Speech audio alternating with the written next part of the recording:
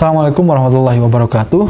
Pada kesempatan kali ini saya akan menjawab mengenai makom tajrid dan asbab.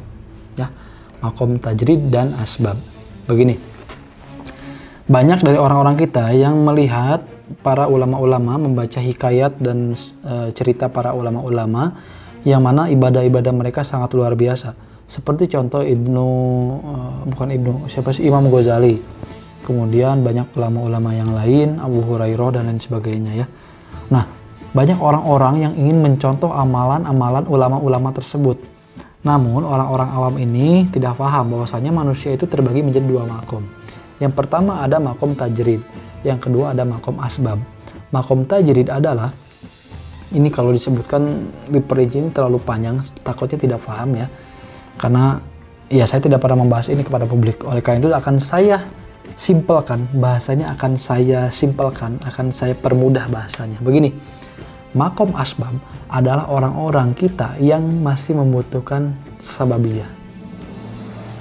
Seperti misalkan begini, kita ibadah ingin ridho Allah, kita memerlukan ibadah-ibadah seperti memberi nafkah kepada anak, mendidik anak, memberi nafkah kepada pasangan, mendidik pasangan kita. Kemudian kita juga harus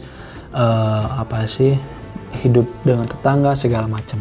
Kita ada di makom yang namanya makom asbab. Ada ulama Imam Ghazali, beliau sudah di makom tajrid, beliau tidak menikah, beliau beruzlah ya, ada di dalam kitab. Jadi begini, di dalam kalau nggak salah di kitab Ihya Ulumuddin, Imam Ghazali ini sempat beruzlah. Beliau mengajar di suatu, kalau bahasa kita mah sekarang universitas. Setelah beberapa tahun sebelum dia meninggal, kalau nggak salah, dia ini hijrah. Kalau nggak salah nama tempatnya Naisabur. Dia hijrah, dia beruzlah. Dia di tempat peruzlahan tersebut ya, dia beribadah, full beribadah. Dia tidak bekerja, dia makan seadanya. Dia di hutan dapat tumbuh-tumbuhan yang bisa dimakan dia makan, dapat daging hasil berburu dia makan. Dia tidak wajib untuk menafkahi anak istrinya karena dia tidak menikah. Dia tidak wajib untuk bertetangga dengan baik karena dia nggak punya tetangga. Oleh karena itu hidupnya dipenuhi dengan beruzlah, berzikir, menulis kitab dan lain sebagainya. Dia sudah berada di makom tajrid, di makom tajrid. Begitupun seperti Syekh Nawawi atau siapa lupa lagi saya, yang kerjanya menulis kitab segala macam. Beliau, ulama-ulama ini selain beruzlah, berzikir, beribadah, mereka juga menulis kitab, berdakwah segala macam, karena mereka tidak memiliki kewajiban. Mereka sudah ada di fase makom tajrid. Kita masih perlu bekerja, kita perlu membayar listrik, kita perlu menafkahi keluarga, kita perlu menghidupi anak yatim, kita perlu mengasihi tetangga, kita perlu bermuamalah segala macam ya. Itu kita berada di makom tajrid, di makom asbab ya. Oleh karena itu pada saat kita melihat hikayat-hikayat, cerita-cerita ulama-ulama yang luar biasa dengan karomahnya, kita jangan muluk-muluk pengen seperti itu, jangan. Saya punya ilmu misalkan nih, ilmu Asma Birhatihin. Dengan Asma Birhatihin ini, Syekh Ahmad Ali Al-Buni mendapatkan kekayaan yang luar biasa.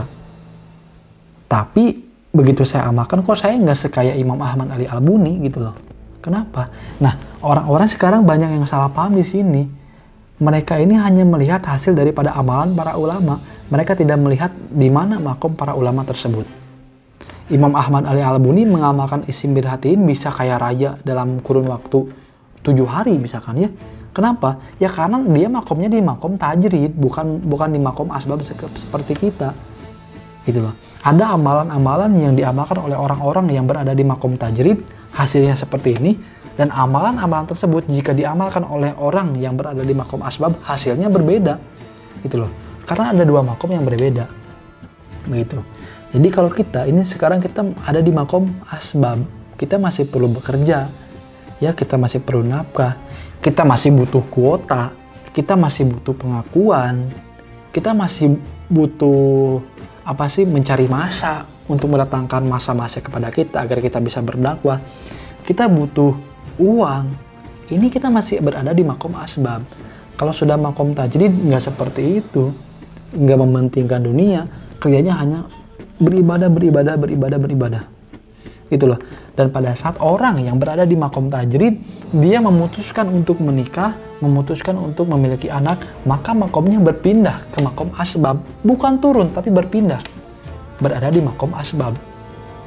Begitupun sebaliknya, pada saat orang yang sudah berada di makom asbab, misalkan orang yang sudah berada di makom asbab, tiba-tiba istrinya misalkan meninggal atau bercerai ya, anaknya misalkan meninggal, keluarganya meninggal karena suatu bencana, sehingga dia hidup sebatang kara dan dia memutuskan untuk beribadah, tidak mau bekerja, dia makan seadanya, dia punya kebun, makan seadanya dengan hasil kebun yang dia miliki, dia tidak pengen ini dan itu, tidak pengen harta, tidak pengen gadget, tidak pengen Android, tidak perlu kuota, dia tidak perlu pengakuan masyarakat.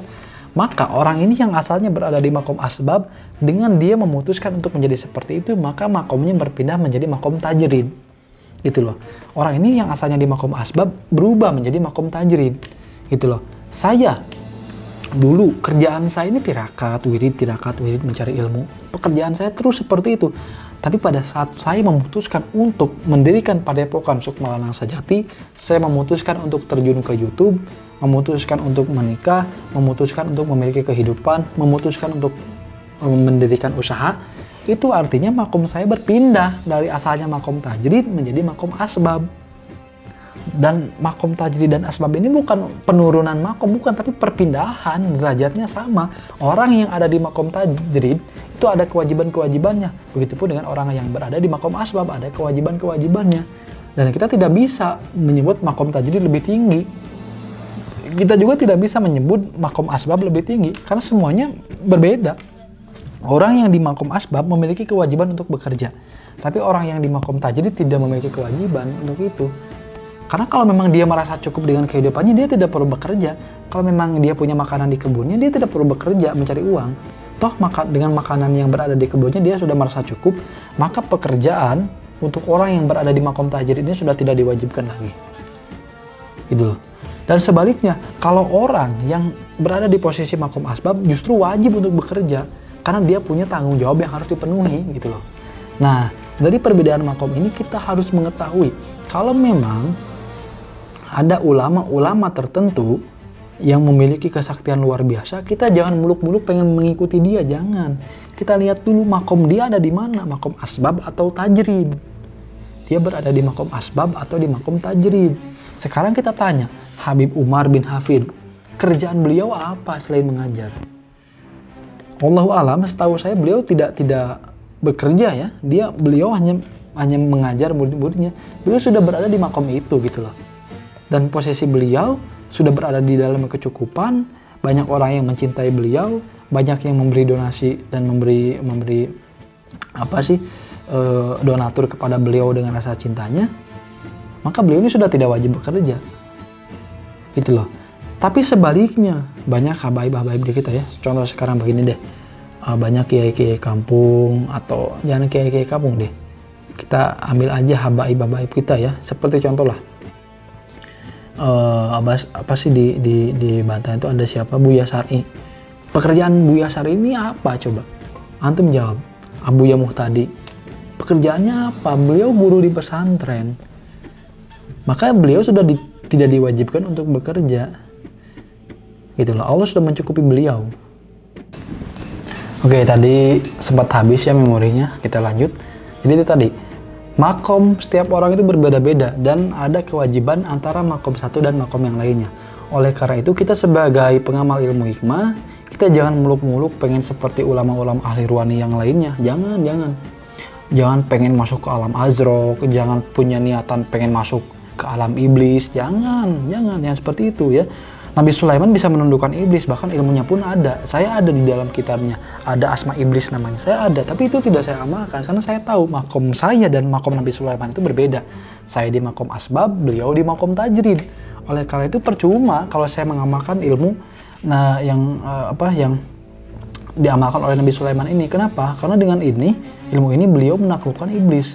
Tapi saya belum tentu bisa menaklukkan iblis. Kenapa? Karena berada di makom yang berbeda. Kalaupun saya pengen seperti itu, pengen seperti Nabi Sulaiman, ya silakan. Pindah dulu makomnya ke makom tajrid, baru bisa gitu loh. Jadi Oleh karena itu, bagi para kawan-kawan, jangan terlalu mengidolakan kesaktian.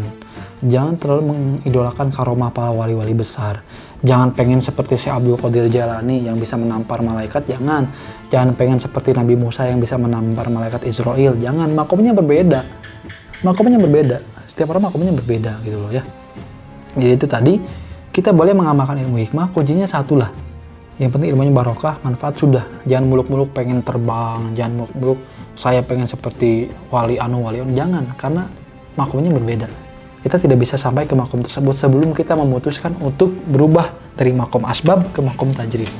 Ataupun sebaliknya, sebelum kita memutuskan dari makom tajrid ke makom asbab. Begitupun ilmu-ilmu seperti kerejekian segala macam ya. Ilmu-ilmu ini, misalkan ilmu ini ilmu kerejekian yang digunakan oleh pedagang, aurot tijaroh misalkan ya. Kalau orangnya berada di makom tajrid tidak berdagang ya buat apa? Aurot tijaroh tidak berguna. Atau orangnya tidak berdagang, sedangkan aurot tijaroh untuk orang-orang yang berdagang. Namanya kan tijaroh, perdagangan kan. Tijaroh itu artinya perdagangan. Oleh karena itu pada saat kita mengamalkan aurot tijaroh, ya kita harus dagang, harus jualan kalau pengen ilmu tersebut berfungsi gitu loh. Ini kita mengamalkan aurot tijaroh tapi kita nggak berjualan, ya mau gimana dong? Nggak bakal berfungsi, oke? Jadi untuk itu pahami dulu posisi kita ada di mana, ada di makom asbab atau di makom tajrid. Kalau masih bekerja, masih butuh duit, masih punya tanggungan, itu kita di makom asbab. Tapi kalau kita sudah tidak punya tanggungan, kita tidak perlu dunia, kita tidak perlu popularitas, kita tidak perlu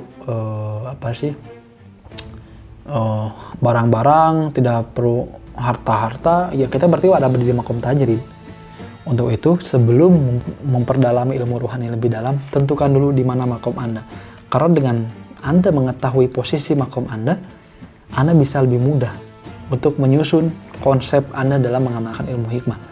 Dan ingat, saat Anda sudah berada di makom asbab, itu makom Anda bisa berubah. Begitupun sebaliknya, saat Anda berada di makom tajrid, makom Anda pun bisa berubah.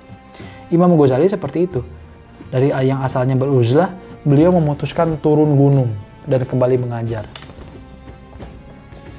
Sama seperti kita yang asalnya wirid-wirid doang, begitu dewasa kita perlu duit, ya mau nggak mau yang asalnya makom kita ada di makom tajrid nggak perlu duit, kita seadanya aja, yang ngasih syukur yang nggak pun nggak apa-apa, kita nggak perlu dunia, kita nggak perlu barang, kita nggak perlu motor, selama kita berada kecukupan, ya alhamdulillah, itu kita di makom tajrid.